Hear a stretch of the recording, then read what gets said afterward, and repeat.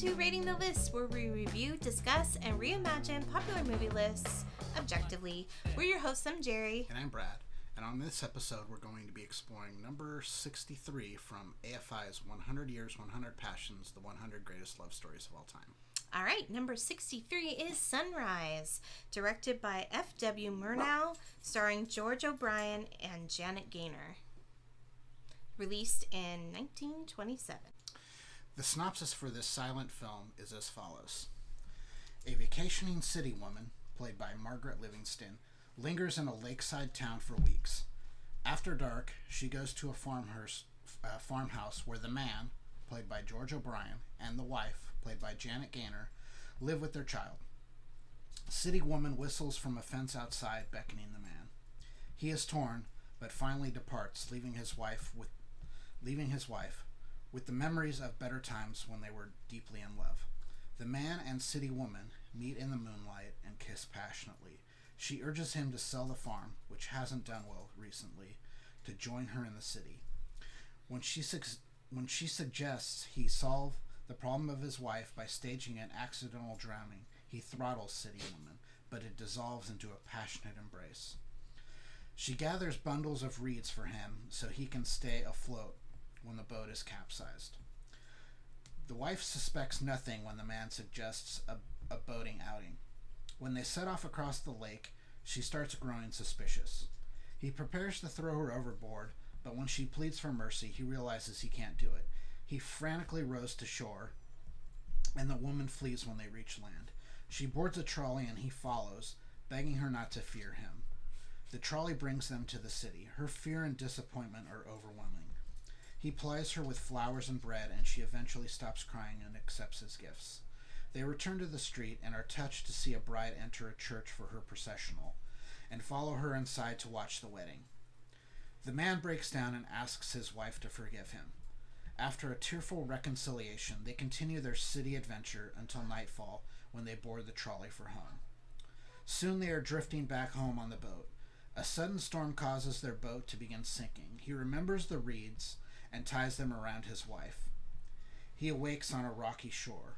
He gathers the townspeople to search for his wife, but they only find a bundle of reeds.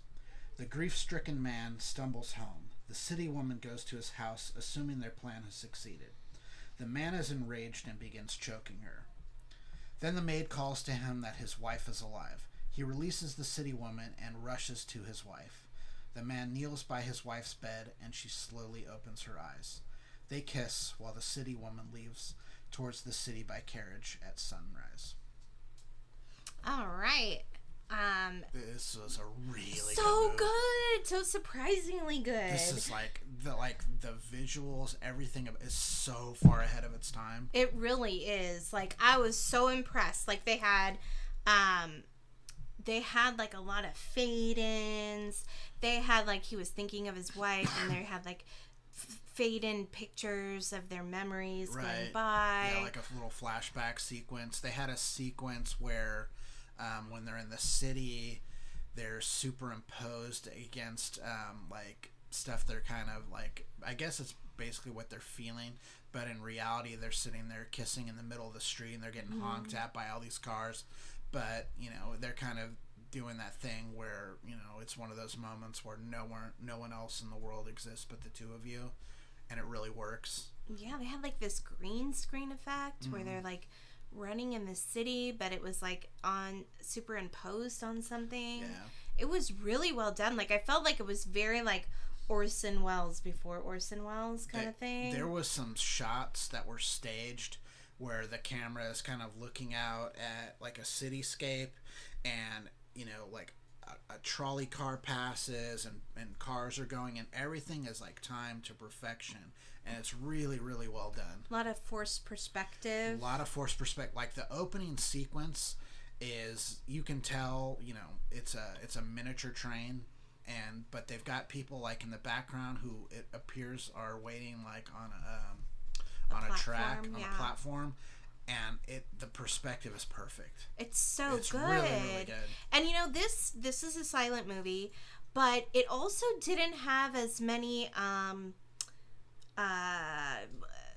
dialogue cards. Yeah. As that other movie we watched. Yeah, he really effectively told the story through visuals, which a couple of these silent movies that we've watched, if they had a fault, it was that they didn't do a good enough job of using the medium to tell the story. Yeah. Like he's a German guy. He came from an expressionist background, and it really, really shows. Yes, for sure. He directed the 1922 Nosferatu movie, which is highly acclaimed. Right. It's really, really good. Yeah.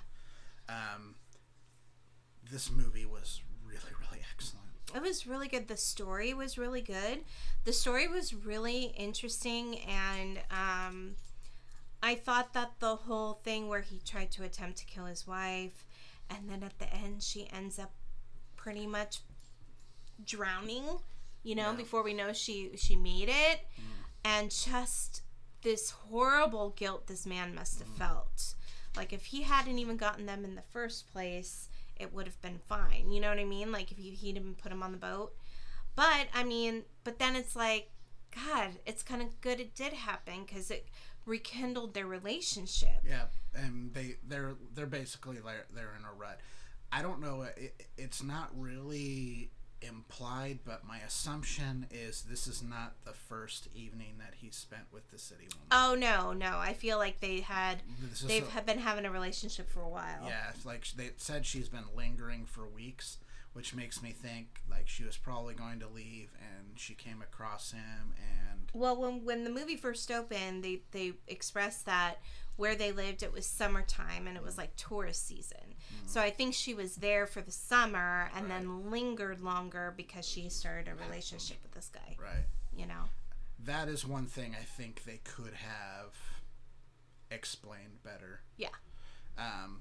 But he's having, he's been sneaking out, after hours on his wife, who's, probably tired from taking care of their child. I mean, she does everything at home.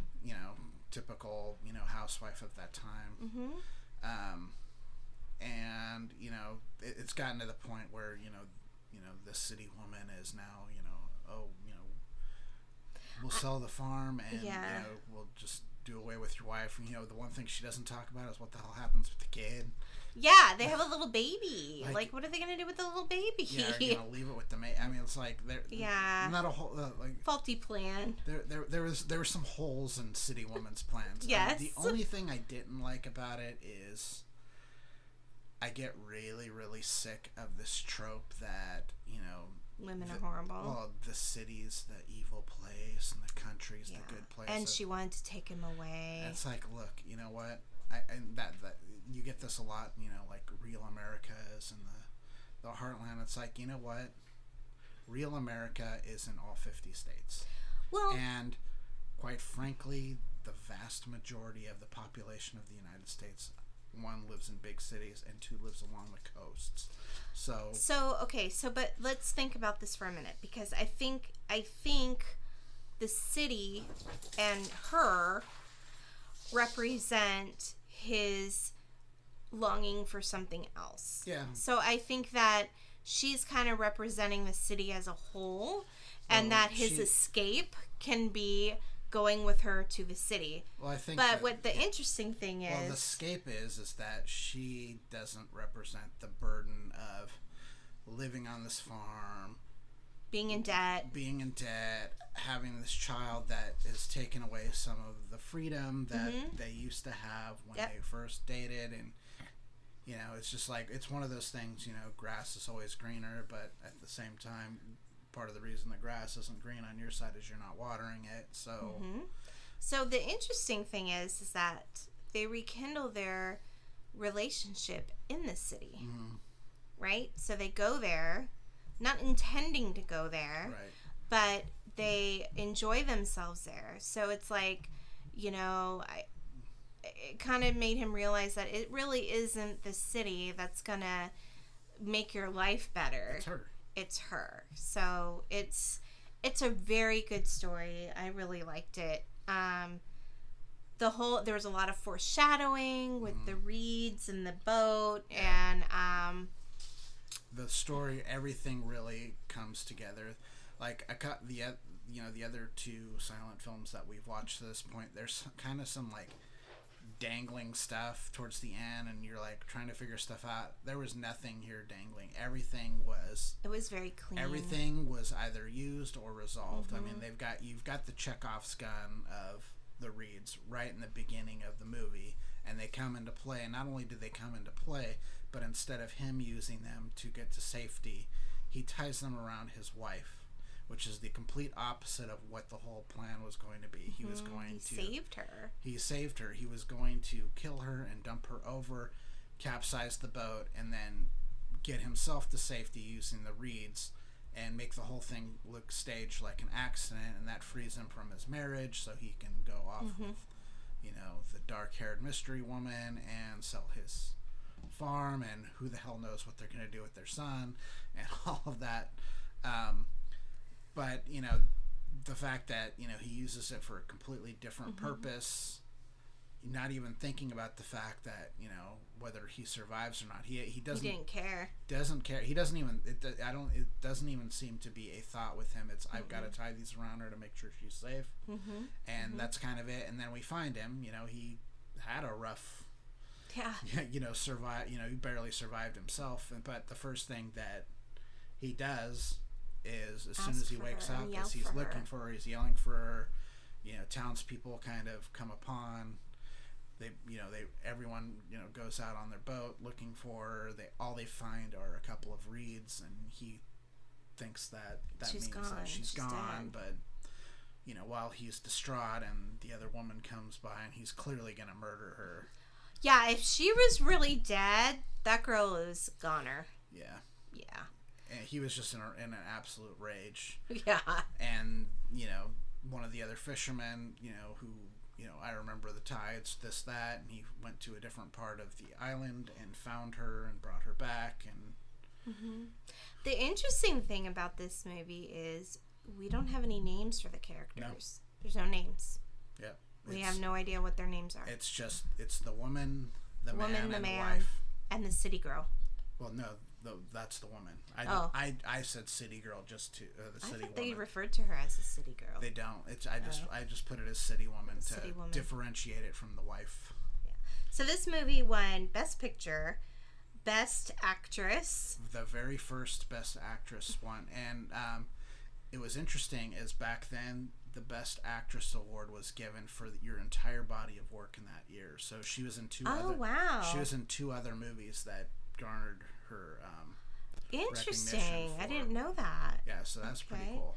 So Best Picture, Best Actress, Best Cinematographer, Best Art Direction, hands down. Yeah. They were really, really good. So yeah, the director, Murnau, he did Nosferatu. He did a lot of horror movies. There are a lot of horror vibes in this, especially the music. The music has a like right from the start. It's really haunting, and we just kind of looked at each other. We're like, "What kind of movie is this? What's going on here?" Because a really good score tells you what is going on. The score is one of the storytelling components of a movie. That tells you something. The dialogue tells you something. The lighting tells you something. The way the camera moves around. All of these things tell you something. They all come together to tell you the story. And this was telling us something was really Something's off. Going on. Something's off. Well, they really made the man out to be a monster. He was really a monster in the first part of the movie because he had this thing where he had to kill his wife, so he was moving like a monster, and he had dark circles under his eyes and not clean shaven, and he was gonna do something really horrible. So it kind of made sense that the first part of the movie was a little bit of a horror movie in a way. There was one part. There was one spot where they were they're at this like carnival kind of thing where the movie kind of started to go off the rails. Yeah, it was like, what is happening? He's I don't know chasing after a pig. Yeah, he and was you're chasing like, after this pig, and it's like, I don't know what you're trying.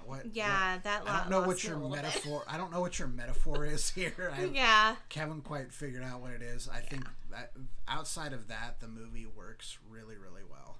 And Janet Gaynor made an appearance on The Love Boat in 1981. Really? Just like what's her name in the other silent movie? Yeah. She showed up on The Love Boat as well. I mean, that's apparently cool. If you're a silent movie actress, at some point you show up on The Love Boat. I guess so. We'll see. Right. So, I gave this one a 68. Jerry gave it a 77. The list score is 72.5. We both really, really enjoyed this. We were very surprised by it. And how good really, it was. really recommend this movie. Yes, please watch this movie. It's really good. Very good. I think we watched it on Amazon. Yeah, through Freevee. Yeah, through Freevee. So there are some commercials, but it's okay. It's fine. But there's not a lot of commercials, yeah, it's which only is like nice. 3 or 4 commercial blocks. So yeah, if you want to check it out, please do. This movie deserves to be watched. If you haven't seen it or you haven't and you want to give us a comment or a like, please do so. If you would like to email us directly, please email us at ratingthelist@gmail.com. I think that's it for now. Yep. All right. I'm Jerry. I'm Brad. And we're Rating the List. We'll see you next time. Bye. Bye.